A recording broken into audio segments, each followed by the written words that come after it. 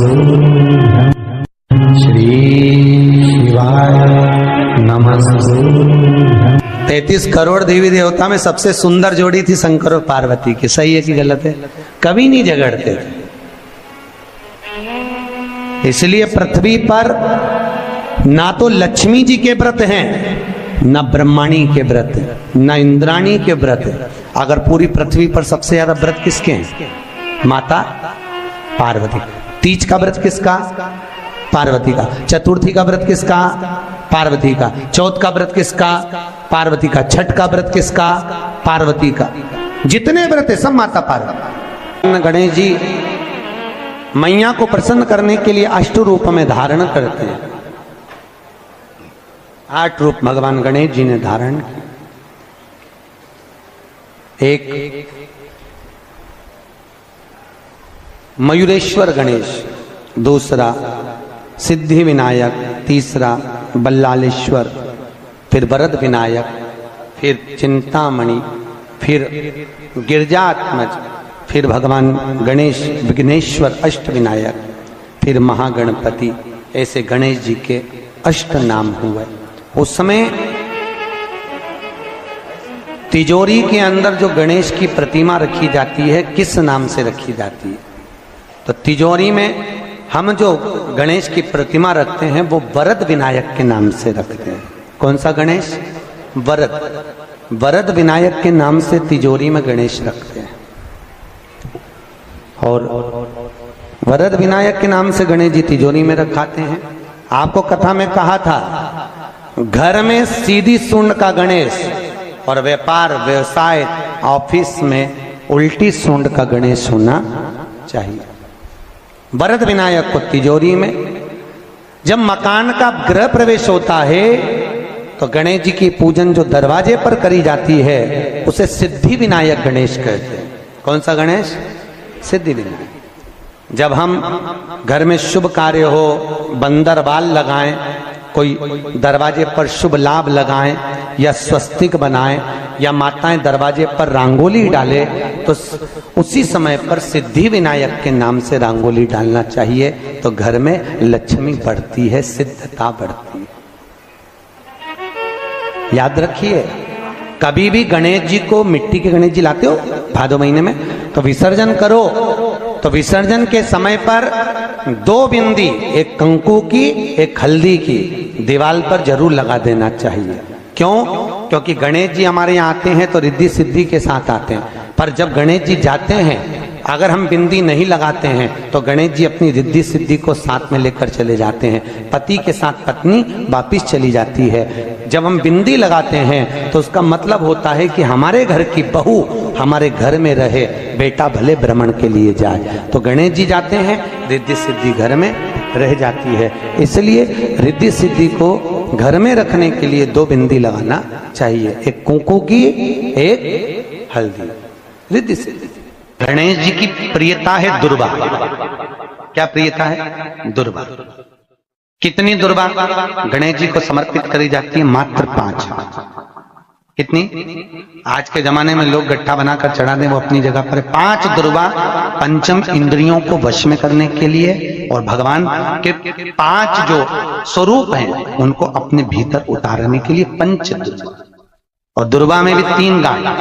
जब दुर्वा समर्पित करी जाती है तो उसमें नीचे दुर्वा की डंडी पर गांठ रहती है, 3 छोटी छोटी गांठें होना चाहिए। चतुर्थी का जो व्रत करने वाली होती हैं, जो चतुर्थी का पूजन करने वाली होती हैं, उनके भीतर का एक भाव होता है कि जैसे ही शाम का समय आए चंद्रदेव का पूजन करें। चंद्र जब प्रकट हो जाए, कलश भर लिया, उसके नीचे आखा दाना रख दिया, चावल गेहूं जो भी आप रखते हो पूजन के लिए, ऊपर पात्र आदि रख दिया, जलाशय, फिर अपन ने घी का दिया लगाकर पूजन भी कर ली। तो जो चतुर्थी का पूजन करने वाली होती है, जो चतुर्थी का नियम व्रत धारण करने वाली होती है, बड़ी बड़ी चतुर्थियां करती हैं या उसका नियम धारण करती हैं, तो चतुर्थी का जो पूजन करती है वो किस चीज के लिए होता है? केवल संतान, पुत्र, परिवार, हमारा कुटुंब, हम जिस कुल में हैं, हमारा कुल वैभव की ओर बढ़े, संपदा की ओर बढ़े और उसकी आयु बढ़े,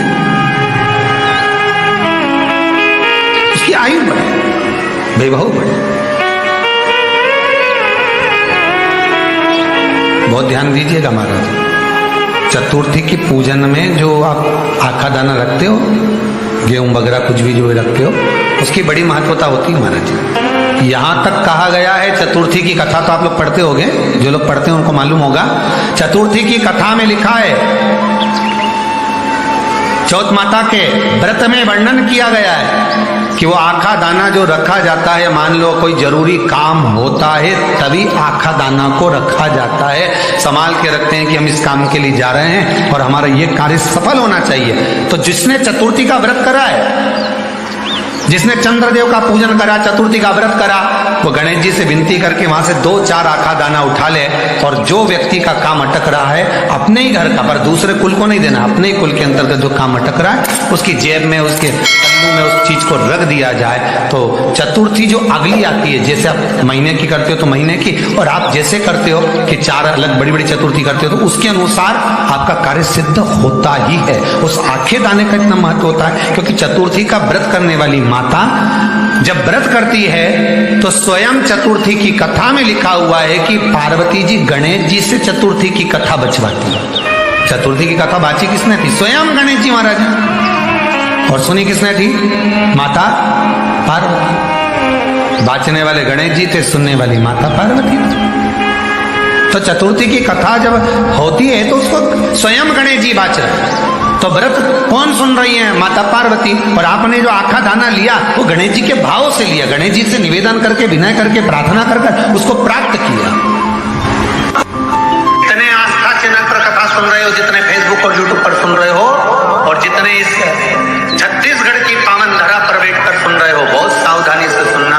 एक छोटा सा कपूर का टुकड़ा जब आरती में जलाया जाता है तो ये कपूर क्यों जलाते हैं? इस कपूर का महत्व क्या है? इस कपूर का कारण क्या है? ये कपूर है कौन जिसको हम आरती में जला? क्या जरूरत है इस कपूर को आरती में जलाने की? क्या जरूरत है इसको यज्ञशाला में जलाने की? क्या जरूरत है इस कपूर को पूजन में जलाने की? स्वयं गुरु बाबा कहते हैं, यदि कोई आरती में, पूजन में, घर में एक कपूर का टुकड़ा आरती के बाद में जब समर्पित करेगा तो उसको अश्वमेध यज्ञ का पुण्य प्राप्त हो जाएगा। अश्वमेध यज्ञ के पुण्य को पाने के लिए कपूर का टुकड़ा आज भी आरती में जलाया जाए। एक कपूर का टुकड़ा सुख का, इसीलिए हमारे यहाँ शास्त्र कहता है महाराज, जब आपको घर में अगर ऐसा लगने लगे कि 15 दिन से बहुत बेचैनी है, बहुत दुख तकलीफ लग रही है, कोई ना कोई बीमार पड़ रहा है, कुछ ना कुछ तकलीफें लग रही है, तो एक पीपल का पत्ता ले लो, उसके ऊपर एक कपूर का टुकड़ा ले लो, सारे घर में घुमाकर उसको दरवाजे के बीच मध्य में जलाकर रख दीजिए। थोड़ी सी जला